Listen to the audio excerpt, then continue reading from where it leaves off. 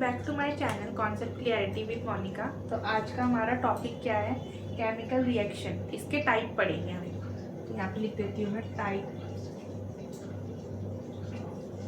पहले टाइप बता देती हूँ मैं आपको कौन कौन से हैं।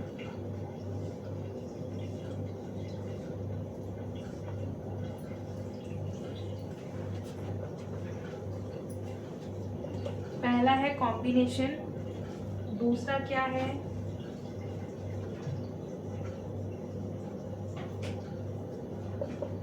डीकम्पोजिशन और तीसरा क्या है डिस्प्लेसमेंट और फोर्थ है डबल डिस्प्लेसमेंट।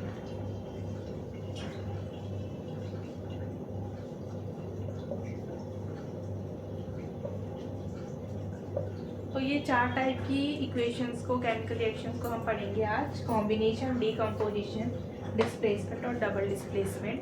तो स्टार्ट करते हैं।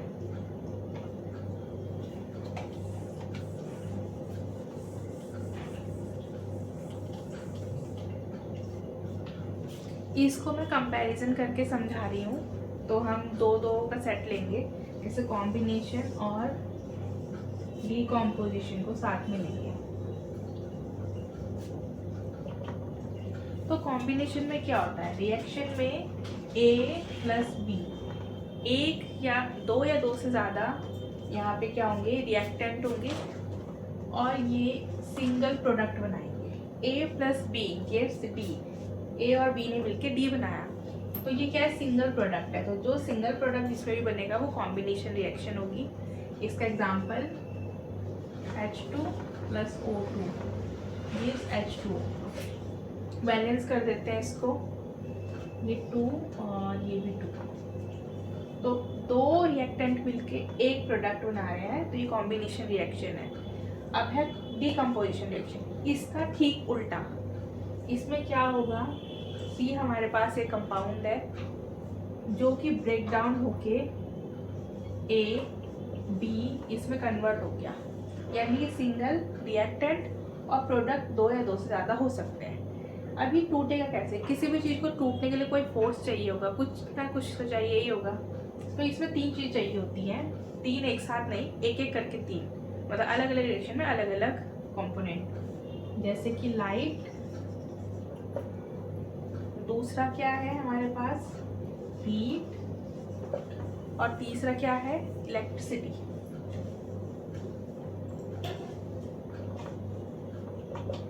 तो इसका एग्जांपल लिखती हूँ मैं, तो आपको उससे ज़्यादा समझ में आएगा।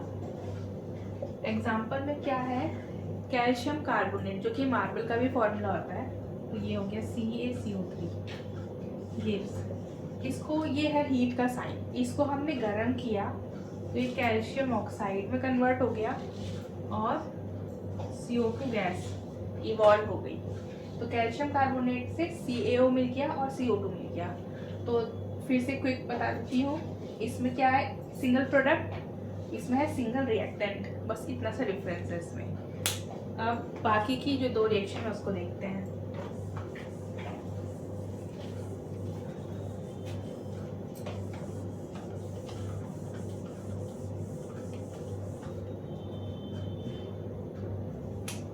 डिस्प्लेसमेंट रिएक्शन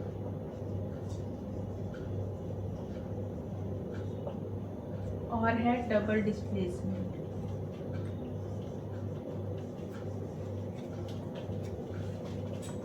डिस्प्लेसमेंट और डबल डिस्प्लेसमेंट, तो इसमें क्या डिफरेंस है कि एग्जांपल लेते हैं, आयरन हमारे पास है और ये कॉपर सल्फेट का सॉल्यूशन है।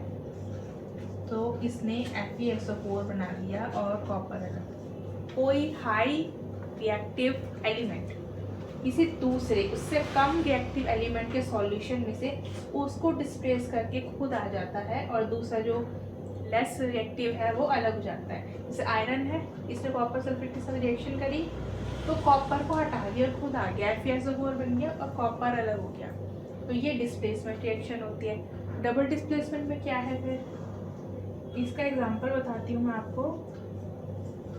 BaCl2 plus Na2SO4 gives BaSO4